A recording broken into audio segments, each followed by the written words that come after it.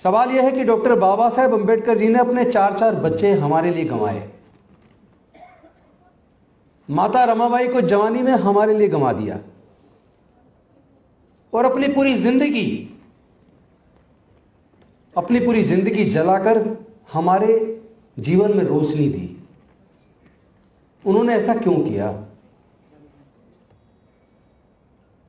क्या जिस तरह की उम्मीद वो हमसे रखते थे, क्या हम लोग उन उम्मीदों पर खरे उतरे? क्या उन्होंने इसीलिए रिजर्वेशन की व्यवस्था की कि हमारे लोग पढ़ेंगे लिखेंगे, ब्यूरोक्रेट्स बनेंगे, प्रोफेसर्स बनेंगे, डॉक्टर, इंजीनियर, कलेक्टर बनेंगे, जज बनेंगे और बनने के बाद अपने परिवार तक सीमित रह जाएंगे? क्या उन्होंने इसीलिए राजनीति में रिप्रेजेंटेशन की व्यवस्था की थी कि हमारे लोग ग्राम पंचायत के प्रधान, जिला पंचायत, विधानसभा या संसद के अंदर सांसद बन के, मंत्री बन के और केवल मौज मस्ती में लग जाएंगे? यह रिप्रेजेंटेशन तो इसलिए दिया था कि हमारे लोग समाज के दुख तकलीफ को और उनके हक और अधिकार के लिए संसद के अंदर और विधानसभाओं के अंदर लड़ेंगे। लेकिन क्या यह जिम्मेदारी हमारे पब्लिक रिप्रेजेंटेटिव्स ने पूरी की? जो रिप्रेजेंटेशन हमें दिया वो एक जिम्मेदारी थी, एक दायित्व था। क्या हम लोगों ने उस दायित्व को निभाया? यह सवाल हमें अपने से पूछना चाहिए। उन्होंने जो जाति तोड़क मंडल के सामने 1935 का जो भाषण लिखा, जिसमें आयोजक कुछ परिवर्तन करवाना चाहते थे, लेकिन डॉक्टर बाबा साहेब अंबेडकर जी ने कहा मैं तो एक कोमा और मात्रा भी नहीं हटाऊंगा। और वो फिर एनालिसिस ऑफ कास्ट के रूप में, एक पुस्तक के रूप में हमारे सामने आया। मैं समझता हूं इस सामाजिक व्यवस्था का इतना सुंदर चित्रण, इतना बेहतरीन रिसर्च और इस सामाजिक व्यवस्था का इतना अच्छा ऑपरेशन शायद जो एनालिसिस ऑफ कास्ट के अंदर है वो किसी दूसरी पुस्तक में नहीं मिलेगा। और जो बात वो समझाना चाहते थे वो बात उन लोगों ने तो समझ ली जिन्होंने उस सामाजिक व्यवस्था का निर्माण किया, लेकिन वो बात उन लोगों ने नहीं समझी जिनको वो समझाना चाहते थे। वो लोगों को बताना चाहते थे कि तुम देश में 88% होने के बावजूद हजारों साल से गुलाम क्यों रहे, उसके कारण क्या है। उस कारण को समझाने का उन्होंने प्रयास किया और उस बीमारी का इलाज करने का प्रयास किया। लेकिन जब वो उन्हें लगा कि इस बीमारी का इलाज होता नहीं दिख रहा, तो उन्होंने खुद उसका फिर निवारण का रास्ता निकाला। और वो रास्ता था कि जब तक जातियां जिंदा रहेंगी तब तक जातिगत उत्पीड़न भी जिंदा रहेगा। हम लोग अगर जातियों को जिंदा रखेंगे तो हम लोग जातिगत उत्पीड़न को जिंदा रखने के जिम्मेदार होंगे। वो ये बताना चाहते थे कि हमें इस पर चिंतन करना चाहिए कि ये जातियां किसने बनाई और जातियों को बनने से किसको फायदा हुआ और जातियों के बनने से किसको नुकसान हुआ। अगर केवल इस सवाल का आप लोग जवाब खोज लें तब आपको समझ आएगा डॉक्टर बाबा साहेब अंबेडकर जी ने 14 अक्टूबर 1956 को बौद्ध धर्म की दीक्षा क्यों ली और 22 प्रतिज्ञाएं क्यों दिलवाई। लेकिन अगर इस सच्चाई को नहीं जानोगे केवल इतना कहोगे कि मैं बाबा साहेब अंबेडकर को मानता हूं, लेकिन बाबा साहेब की अंबेडकर की बात को नहीं मानोगे। ना बाबा साहेब अंबेडकर को मानते हो, ना बाबा साहेब अंबेडकर को जानते हो, ना उनके विचार को आचरण में उतारते हो। ये गले में नीला पटका हमारे लिए क्रांति का प्रतीक हो सकता है, लेकिन ये पंचशील का पटका हमारा अभिमान और गौरव है।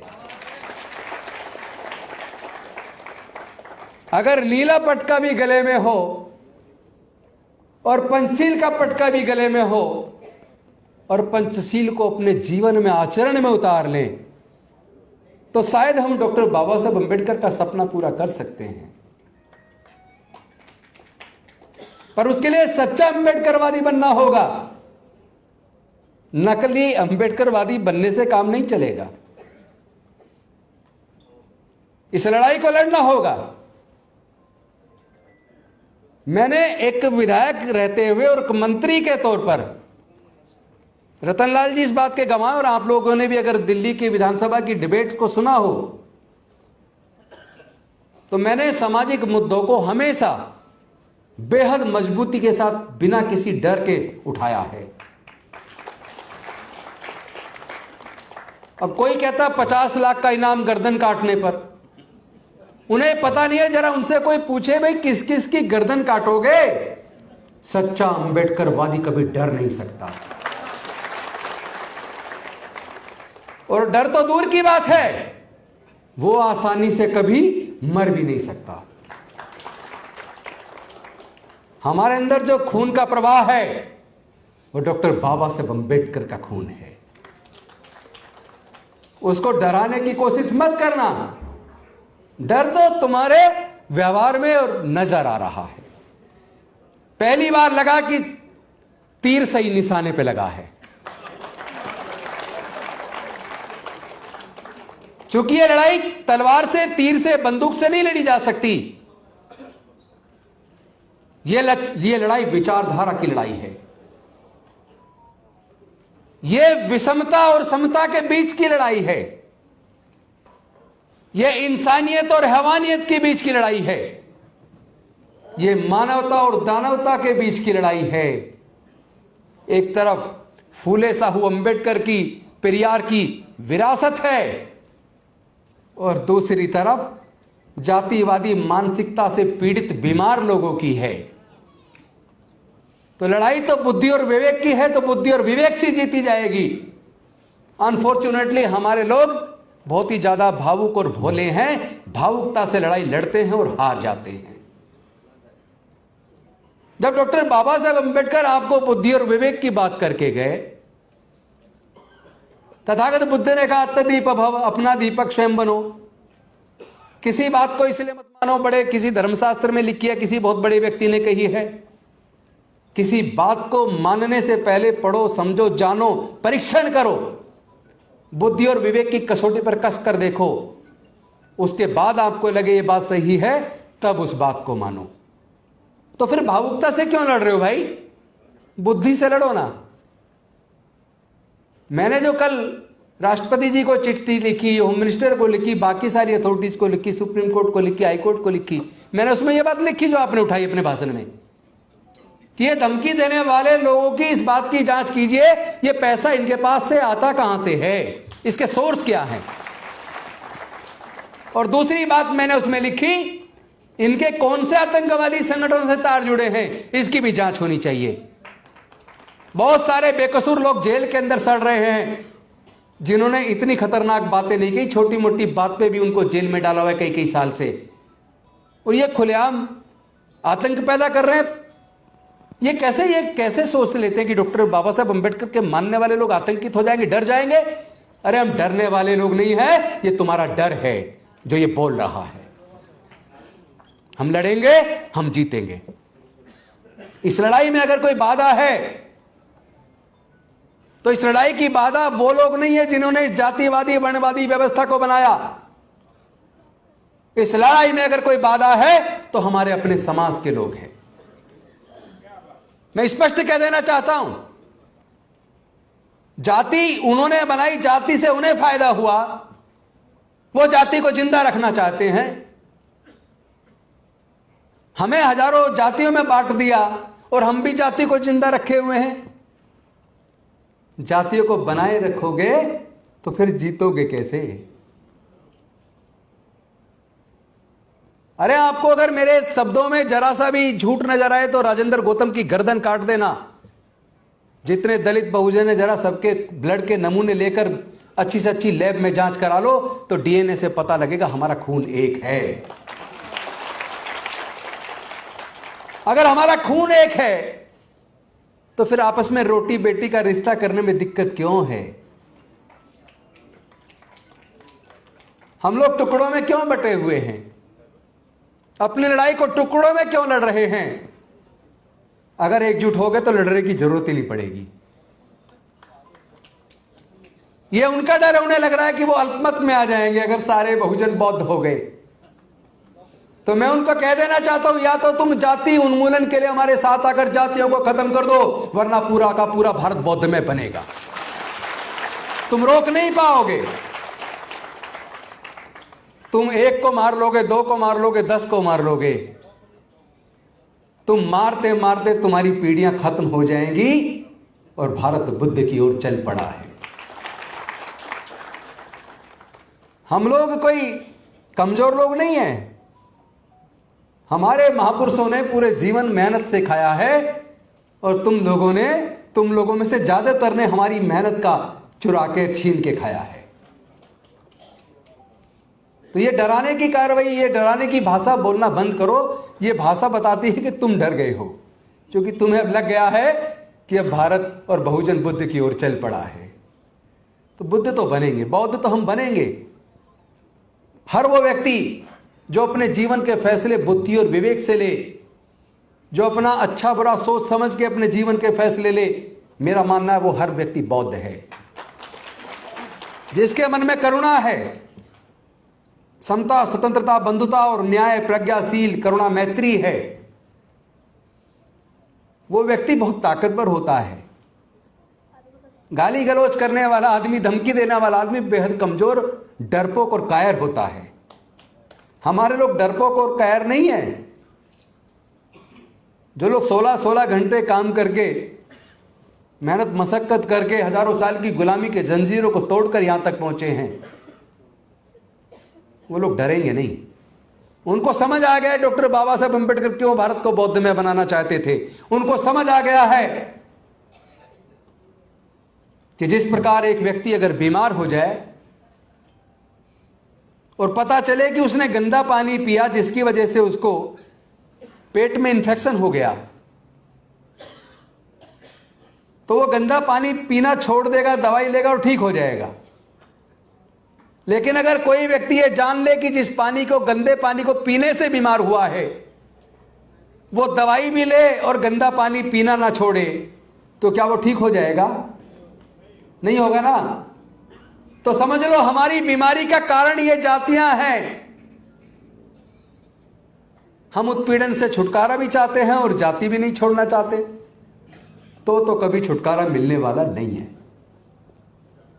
जिस प्रकार अनेकों नदियां अलग अलग नाम से जानी जाती हैं, लेकिन समुद्र में गिरने के बाद अपनी पहचान खो देती हैं और सागर कहलाती हैं, समुद्र कहलाती हैं, उसी प्रकार हमें जो जातियां कुदरत ने नहीं बनाई, क्योंकि पूरे दुनिया के अंदर किसी देश में जाति नहीं है, जाति केवल भारत में है। यह वर्ण व्यवस्था केवल भारत में है। कोई आदमी गंभीर रूप से बीमार हो जाए और डॉक्टर कहे कि भी तुम्हारा बड़ा ऑपरेशन होना है, 10 यूनिट ब्लड चाहिए, आपकी जान तब बचेगी बड़े ऑपरेशन से, लेकिन 10 यूनिट ब्लड का इंतजाम करो। मुझे पूरे दुनिया में केवल एक एग्जाम्पल दिखा दो जिसका ऑपरेशन होना है, जो पीड़ित है वो ये कहे मुझे केवल ब्राह्मण का या क्षत्रिय का ब्लड चाहिए। तो जब जान बचानी है तब तो ब्लड चाहिए, तब ब्राह्मण का, क्षत्रिय का, हिंदू मुस्लिम का, सिख का ब्लड नहीं चाहिए, इंसान का ब्लड चाहिए ना, क्योंकि जानवर का ब्लड इंसान को चढ़ नहीं सकता। इसका मतलब कुदरत ने तो सबको इंसान बनाया और चालाक इंसानों ने हमें हजारों जातियों में बांट दिया। वो चालाक लोग आज भी अपनी चालाकी कर रहे हैं। हम लोग बेवकूफ हैं जो उनकी चालाकी में फंसे हुए हैं। हम लोग हैं जो आपस में रोटी बेटी का रिश्ता करने की बजाय इन जातियों को जिंदा रखे हुए हैं। और हम में से वो लोग और भी ज्यादा बेवकूफ हैं जो अपने गांव के सामने बोर्ड लगाएं, अपनी गाड़ी पे लिखें द ग्रेट चमार, the great Mahar, the great Valmiki. अरे जाति ग्रेट कब से हो गई भाई? विचारधारा ग्रेट होती है, जाति वाति कुछ नहीं है। इसलिए जातियों को छोड़ दो, समाज को जोड़ दो। हमने नारा दिया मिशन जय भीम के माध्यम से, जाति छोड़ो समाज जोड़ो। बौद्ध धर्म की क्या पहचान? मानव मानव एक समान। और मेरे सामने विकल्प दो में से एक था। रतनलाल जी घर पे बैठे हुए थे, कई सारे भाई लोग बैठे चर्चा कर रहे थे। किसी मुद्दे पर हमारे विचार में थोड़ा सा मतभेद भी था, लेकिन जब बुद्ध ने कहा बुद्धि और विवेक से फैसले लो, तो हमने बुद्धि और विवेक का इस्तेमाल किया। नजरिया अलग हो सकता है। 7 जज कहते और 6 कहते हैं ये होना चाहिए। 7 का मान लिया जाता है, 6 का नहीं माना जाता। लेकिन दोनों अपने जजमेंट के लिए रीजनिंग देते हैं। Being an advocate I know it. दोनों पक्ष के जजेस अपने अपने जजमेंट के फेवर में लॉजिक देते हैं, रीजनिंग देते हैं। तो रीजनिंग अपनी अपनी है। मुझे दो में से एक बात चुननी थी। या तो मैं अपने समाज के हक अधिकार की लड़ाई को लड़ने के लिए डॉक्टर बाबा साहब अम्बेडकर के रास्ते पे चलूं, या फिर मैं जैसे लोग जिंदगी भर मंत्री बने रहते आए तो मैं भी फिर मंत्री बना रहूं।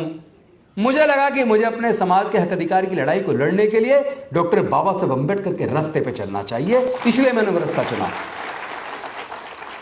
इसलिए मैंने रिजाइन किया। जो लोग 22 प्रतिज्ञाओं की ऊपर की 3-4 प्रतिज्ञाओं का विरोध कर रहे हैं, मैं सच बता रहा हूं, विरोध करने वालों ने 22 प्रतिज्ञाओं को पढ़ा नहीं होगा। जिस दिन पढ़ लेंगे ना, उस दिन उनके दिमाग के जो अंदर जो कीचड़ जमी है वो साफ हो जाएगी। जब थाने के अंदर पूछताछ के लिए मुझे बुलाया, एसएचओ ने जो जो सवाल लिखे, मैंने उन सवालों के जवाब दे दिए। उसके सवाल पूरे हो गए। मैंने कहा आपके सवाल और कोई है? कह रहा जी और कोई सवाल नहीं है। तो मैंने कहा फिर मैं चलता हूं। कह रहे नहीं 1 मिनट रुको, मैं डीसीपी से बात कर लूं। उसने डीसीपी से बात की। डीसीपी ने कहा कि ये जो जवाब इन्होंने दिए हैं सवालों के, मुझे लेके आ जाओ। एसएचओ कहने जी आप थोड़ा यहां बैठो, चाय वाय पियो, मैं जरा ये बयान डीसीपी को पढ़वा के आता हूं। मैंने कहा भाई टेक्निकली इतना दुनिया आगे बढ़ गई है, व्हाट्सएप कर दो, पढ़ लेंगी। उन्होंने फिर डीसीपी को फोन किया। उन्होंने कहा नहीं नहीं आप लेके आओ।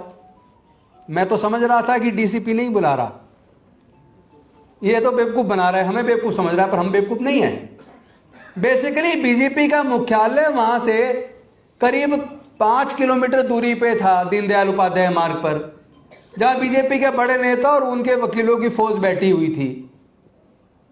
वो वहां गए, उन्होंने सवालों के जवाब पढ़े और पढ़ के देखा यार ये तो सारी इतनी तार्किक बात है, इसका तो कोई हमारे पास भी जवाब नहीं है। तो उन्होंने 3 जवाब और एसएचओ को लिख के भेजे कि ये और पूछ लो। एसएचओ वापस आए।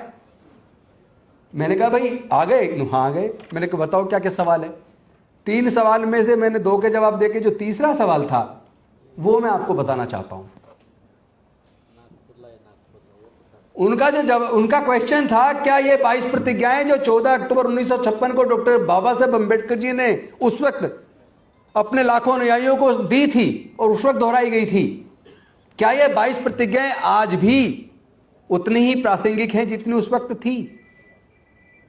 मैंने लेके 56 से बाद का, चूंकि 56 तक तो बाबा साहब का हो गया, 56 से आज तक की जितनी बड़ी घटनाएं हमारे साथ उत्पीड़न की घटी हैं उनका हवाला देते हुए, और इंद्र मेघवाल का, हाथरस की बेटी का, प्रतापगढ़ में मूर्ति छोड़ने पे हत्या का सारी घटनाक्रम देते हुए, और पुरी के जगन्नाथपुरी के मंदिर की घटना की राष्ट्रपति रहते हुए रामनाथ कोविंद जी को भी मंदिर में घुसने नहीं दिया कि तुम राष्ट्रपति हो लेकिन दलित हो इसलिए मंदिर में नहीं घुस सकते।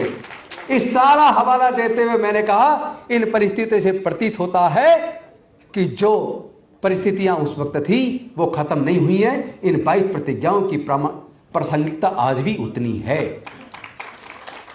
उसके बाद तो फिर वो फंस गए, उनके पास जवाब नहीं है, क्योंकि इसका जवाब केवल बौद्ध में भारत है।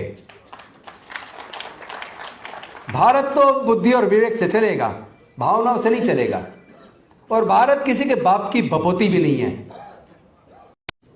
वो हत्या कर रहे हैं, वो तो घड़ा छूने पर आज भी हमारे बच्चों की हत्या कर रहे हैं, वो तो मंदिर में घुसने पर, मूर्ति छूने पर आज भी हमारे भाइयों का कत्ल कर रहे हैं।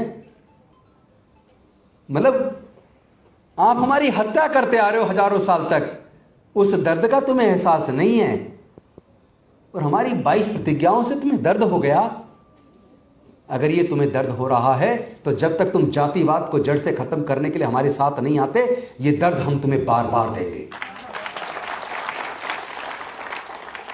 और ये गुलामी और ये उत्पीड़न हमें स्वीकार नहीं है। हमारा दिल रोता है जब अखबार में देखते हैं या टीवी पे देखते हैं या व्हाट्सएप पे हमारे पास रोज घटनाएं पूरे देश से आती हैं। क्या हमारे लोग इंसान नहीं है? क्या हमारी बहनें बहनें नहीं है? क्या हमारे भाइयों का जब कत्ल होता तो कत्ल नहीं है? क्या हमारे दर्द का एहसास भी वो लोग कभी करेंगे या नहीं करेंगे? वो तो हमारे लोगों की हत्या करने में गौरव समझते हैं। ये चलने वाला नहीं है। हम मर सकते हैं, किसी कीमत पर झुक नहीं सकते।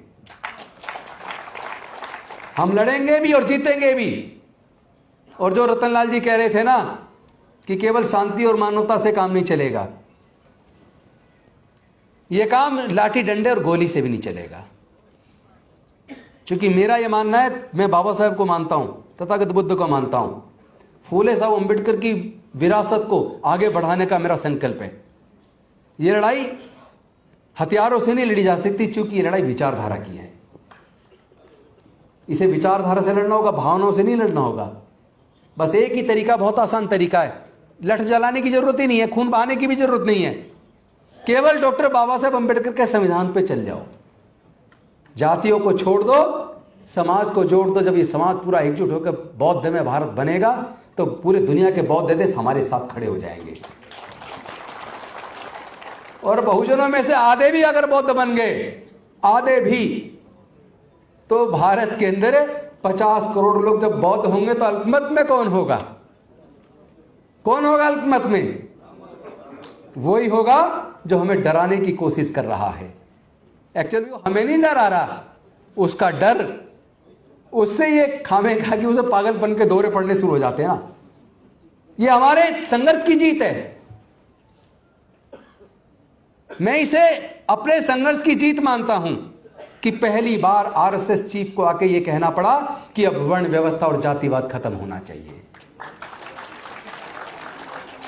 अब ये तय समाज को नहीं करना चाहिए कौन घोड़ी पर चढ़ेगा कौन नहीं चढ़ेगा। सबके जलाशय, मंदिर, कब्रिस्तान एक होने चाहिए। ये पहली बार आरएसएस ने बोला है। ये आपकी विचारधारा की और आपकी एकता की जीत है। ये डॉक्टर अंबेडकरवाद की जीत है। इसको भी और आगे बढ़ाना है, क्योंकि अभी तो केवल मन में नहीं है, जुबान पे आया है।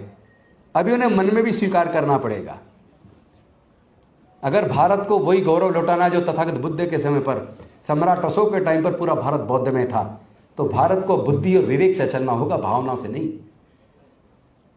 मैं दलित पैंथर्स की 50वीं वर्षगांठ पर आपको बधाई तो दूंगा, शुभकामनाएं तो दूंगा, क्योंकि दलित पैंथर्स का एक गौरवशाली इतिहास है। लेकिन आज दलित पैंथर कहां है? इस सवाल का जवाब तुम्हें खुद खोजना होगा। सबसे ज्यादा बौद्ध विहार पूरे दुनिया में अगर कहीं है तो वो नागों की नगरी, हमारे बहुजनों की जो ऐतिहासिक राजधानी नागपुर है, नागपुर के अंदर है। लेकिन नागपुर के गली गली में संगठन है। मैं समता सैनिक दल का 32-33 साल सिपाही रहा हूं, नेशनल चीफ जनरल सेक्रेटरी तक रहा हूं। सालों तक कोर्ट में केस भुगते हमने। लेकिन मैं एक बात कहना चाहता हूं, हम ही लोगों ने हजारों संगठन बना दिए, समता सैनिक दल के कई टुकड़े बना दिए, आरपीआई के कई टुकड़े बना दिए, भारतीय बौद्ध महासभा के कई टुकड़े बना दिए। जब हमारा विचारधारा एक है, लक्ष्य एक है, तो फिर हम टुकड़े में क्यों बटे हैं? और जाति बीमारी का कारण है तो हम जातियों में क्यों बटे हैं? बस इस सवाल का जवाब खोज लीजिए, आपको आज़ादी मिल जाएगी। आप फिर से प्रबुद्ध भारत, बाबा साहब का बौद्ध में भारत का निर्माण कर पाएंगे, बाबा साहब के सपनों को पूरा कर पाएंगे। आपने मुझे सम्मान दिया, बोलने का मौका दिया, इसके लिए मैं आपका आभार व्यक्त करता हूं। बहुत बहुत धन्यवाद। नमो बुद्धाय। जय भीम, जय भारत।